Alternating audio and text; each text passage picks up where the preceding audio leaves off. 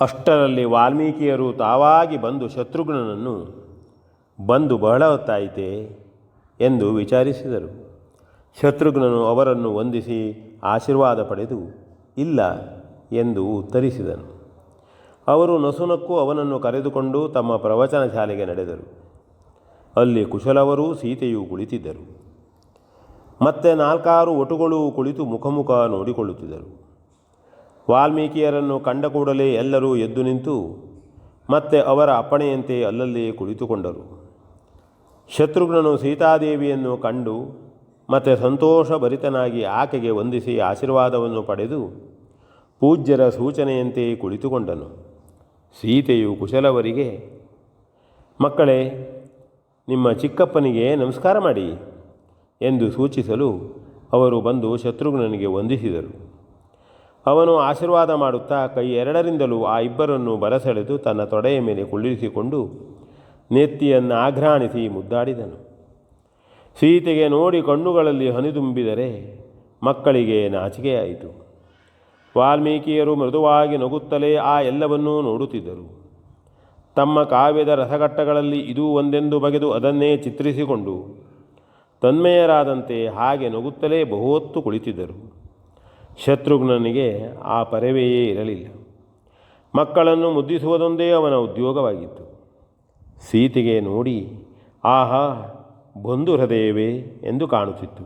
ಆದರೆ ಮಕ್ಕಳು ಮಾತ್ರ ಹೊಸತಾಗಿ ಕಂಡ ಈ ಚಿಕ್ಕಪ್ಪನ ವರ್ತನೆಯಿಂದ ನಾಚಿ ಮತ್ತೆ ಕುಳ್ಳಿರಲಾರದೆ ಉರುಬಿಕೊಂಡು ಬಂದು ಸೀತೆಯ ಬಳಿ ಕುಳಿತುಕೊಳ್ಳಿಬಿಟ್ಟರು.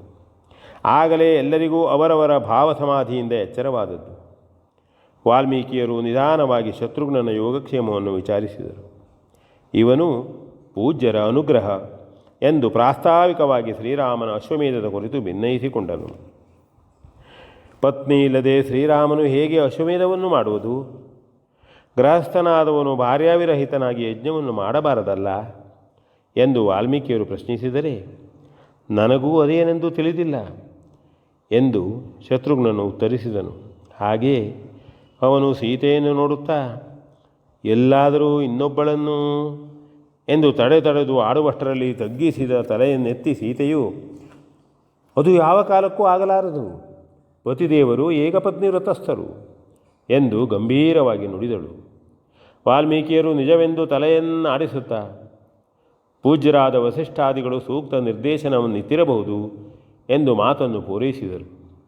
ಶತ್ರುಘ್ನನಿಗೆ, ಅಬ್ಬಾ, ಪತಿಯ ವರ್ತನೆಯ ಕುರಿತು ಈಕೆಗೆ ಇಷ್ಟೊಂದು ವಿಶ್ವಾಸ ಇದೆಯಲ್ಲವೇ? ನಾವೆಲ್ಲಿ ಇವಳನ್ನು ತಿಳಿಯಲು ಸಮರ್ಥರು ಎಂದು ಕಂಡಿತು. ಹಾಗೆಯೇ ಶತ್ರುಘ್ನನು ಯಾಗಕ್ಕೆ ದಯಮಾಡಿಸಬೇಕೆಂದು ವಾಲ್ಮೀಕಿಯರನ್ನು ಬಗ್ಗಿ ವಂದಿಸಿ ಪ್ರಾರ್ಥಿಸಿಕೊಂಡನು. ಅವರು ಆಗಲಿ ಎಂದು ನುಡಿದರು. ಮತ್ತೆ ಅವನು ಧೈರ್ಯ ಮಾಡಿ ದೇವಿಯವರನ್ನು ಮಕ್ಕಳನ್ನು ಕರೆದೊಯ್ಯುವಂತೆ ಕೃಪೆ ಮಾಡಬೇಕು ಎಂದು ನಿವೇದಿಸಿಕೊಂಡನು.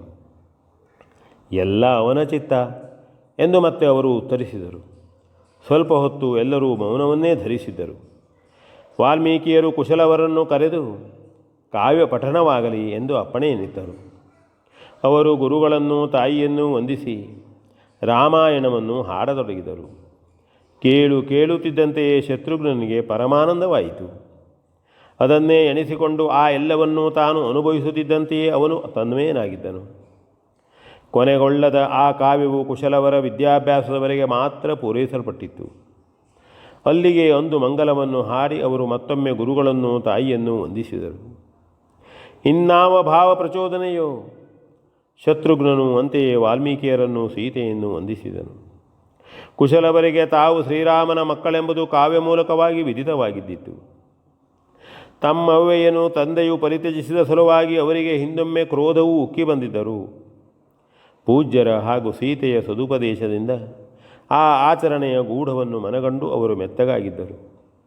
ಆದರೂ ಕಾವ್ಯದ ಆ ಭಾಗವನ್ನು ಹಾಡುವಾಗ ಅವರ ಮನಸ್ಸು ಒಮ್ಮೆ ಹದಗೆಡಿಸಿದ್ದ ಭಾವವು ಅಲ್ಲಲ್ಲಿ ತಲೆದೋರುತ್ತಿತ್ತು. ಗುರುಗಳು ಅದನ್ನೇ ಒತ್ತಿ ಒತ್ತಿ ಹೇಳಿ ಅವರನ್ನು ಸರಿಪಡಿಸುತ್ತಿದ್ದರು. ಆ ದಿನ ಹಾಡಿದಾಗ ದೋಷವು ಎಳ್ಳಷ್ಟೂ ತೋರದಿದ್ದನ್ನು ಗ್ರಹಿಸಿಕೊಂಡ ವಾಲ್ಮೀಕಿಯರು ಮಕ್ಕಳಿಗೆ ಕಾವ್ಯವು ಸಿದ್ಧಿಸಿದೆ ಎಂದು ಸೀತೆಯನ್ನು ನೋಡಿ ನುಡಿದರು. ಶ್ರೀರಾಮನ ಸನ್ನಿಧಿಯಲ್ಲಿಯೇ ಈ ಕಾವ್ಯ ಪಠಣವಾಗಬೇಕೆಂದು ಶತ್ರುಘ್ನನು ಪ್ರಾರ್ಥಿಸಿಕೊಂಡನು. ಯಾಕಾಗಬಾರದು ಎಂದು ನುಡಿದವರೇ ವಾಲ್ಮೀಕಿಯರು. ಇನ್ನು ವಿಶ್ರಾಂತಿ ಪಡೆಯೋಣ ಎಂದು ಮೇಲೆದ್ದರು. ಎಲ್ಲರೂ ಅವರವರಿಗೆ ನಿಯತವಾಗಿದ್ದ ಸ್ಥಳವನ್ನು ಸೇರಿ ಮಲಗಿಕೊಂಡರು.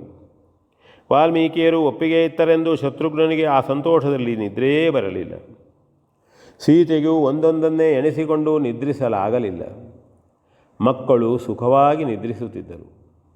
ಮರುದಿನ ಸೂರ್ಯೋದಯಕ್ಕೆ ಸರಿಯಾಗಿ ಧ್ಯಾನಾದಿಗಳನ್ನು ತೀರಿಸಿಕೊಂಡು ಪೂಜ್ಯರಾದ ವಾಲ್ಮೀಕಿಯರು ಸೀತೆಯನ್ನು ಮಕ್ಕಳನ್ನು ಕರೆದುಕೊಂಡು ಯಥಾಕಾಲದಲ್ಲಿ ನಾವು ಬಂದು ಯಾಗಮಂಟಪವನ್ನು ಸೇರುತ್ತೇವೆ.